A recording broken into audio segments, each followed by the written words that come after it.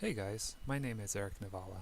I like to think of myself as an indie game developer, and I decided that I would challenge myself to produce an indie game in 2 weeks and to release it and sell it. Now, this is a really difficult task because 99% of the games that are ever produced by indies always fail for one reason or another. And I like to think of myself as being above that, but in reality, I'm probably going to be one of those 99% failures. So, to prove to myself that I have what it takes, I decided I would challenge myself to produce a game in 2 weeks. So, the goal is to produce a polished game that's fun to play, that's valued at $10 on Steam. Whether people are actually going to buy it or not is a completely different question. And I want to produce this all in 2 weeks. Now, I'm going into this project with my eyes wide open and trying to anticipate where I'm going to fail. So the two biggest risks for this project right now is going to be feature creep, which means that you can continuously add new features to a project and it never finishes because it's never done.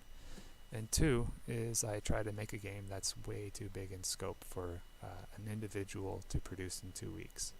Now, I could always add more time to my schedule, but um, that just means that I miscalculated the scope of effort that it would take to produce a game. 2 weeks could very easily turn into 2 months, and then 2 months could very easily turn into 2 years, and you're continuously building something that's never going to get released. And that is a very poor way to do professional development. So, I decided to come up with a whole bunch of different game concepts, and the very first one that I came up with was kind of like this UFO command type of game, and this was inspired by the XCOM UFO defense games that were really old, but when I started thinking about what it would take to actually produce this game based off of the concept that I had in mind, I realized that this is going to be way more than what one person can produce in 2 weeks. The scope is just too large. So if I started on this project, as much as I like it, I would not be able to finish it in 2 weeks. So I needed to scope down my project as much as I could by coming up with a different concept. So I had this game that I worked on for a couple of days way back in the day, which was kind of like a Sopwith clone, and this was built in C# and XNA, and it was designed to be rough and fast, and just to be something that you play around with.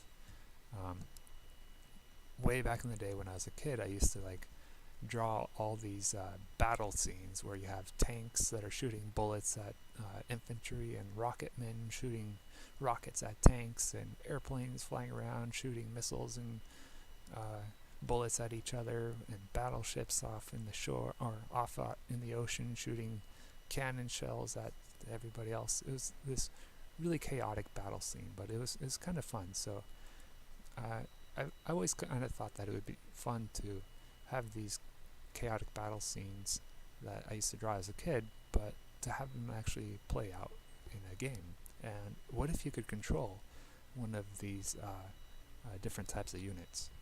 So I was inspired by this game Sopwith, which I'll show you here.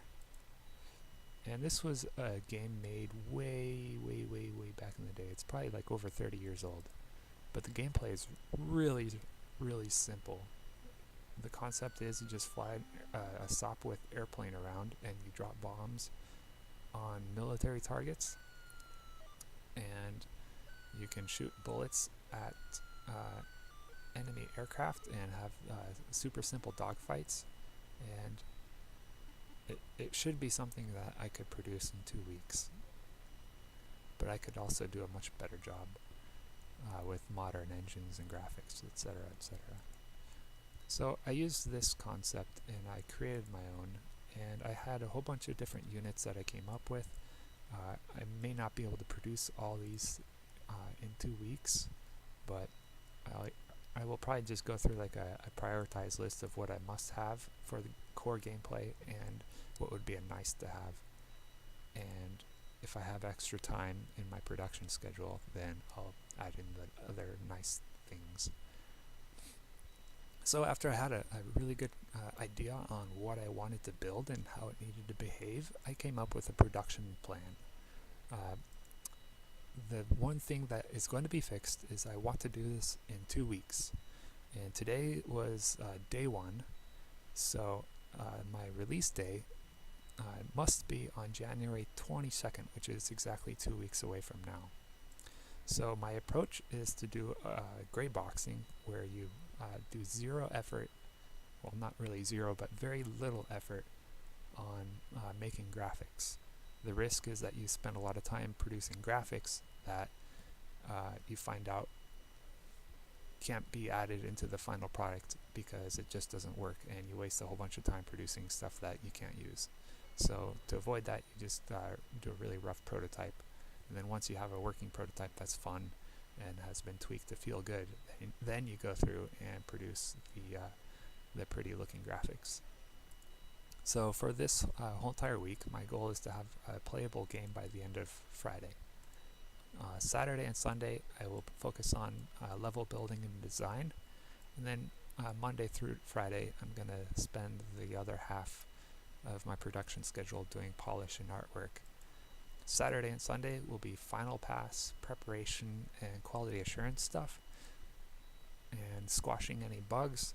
Monday will be preparation for release, where I create the Steam store page and upload the project, and then Tuesday will be release day. Okay? So today is the very end of day 1, and I will show you the progress that I've made for today. Remember, this is super rudimentary, and this is only after 1 day of work, so it's going to be rough. Here is your airplane. You increase your throttle. Now I went and found some really cool airplane sounds, and I messed around with the sounds. I think that getting the sounds right is very important to getting that feeling, the gameplay feeling, to feel right. So as you fly around, you increase your thrust, and I wanted to zoom the camera out so that you have more time to react to stuff that's happening around you once you start going faster and faster. And then I also increased the pitch of the engine noise, so it kind of like sounds like you're really flying fast. Okay, now you can shoot bullets, and you can also drop bombs. These white rectangles out here are just buildings that I created, and you can just drop bombs on it, like so. Oh, I dropped a bomb on myself. You can fly upside down and drop bombs. And with the bombs, they have like a 0.5 second arming time, so you can actually drop a bomb without hitting yourself. There is a bug right now that I didn't get around to fixing, where you can just fly through the terrain. And you can also drop bombs which do not collide with the terrain. I didn't get around to fixing that today. So that's going to be a good ramp for me to begin working on this tomorrow. So I have kind of like this exit ramp and an on-ramp for production. So this is the end of day 1 production, and this is the first piece of gameplay I have. It's very rough looking, but I have an idea on what the feel of the game is going to look like, and I can tweak all this stuff to make it feel better. And then once it's really good, and I've identified any issues, like here's another issue. You can fly through the terrain, and it might occlude your vision, and that might have an impact on your ability to react to enemies in a scene. Anyway, that's pretty much it for day 1, and day 2 will be coming right up tomorrow, so I'm excited to show and see where I get. Thanks. See you later.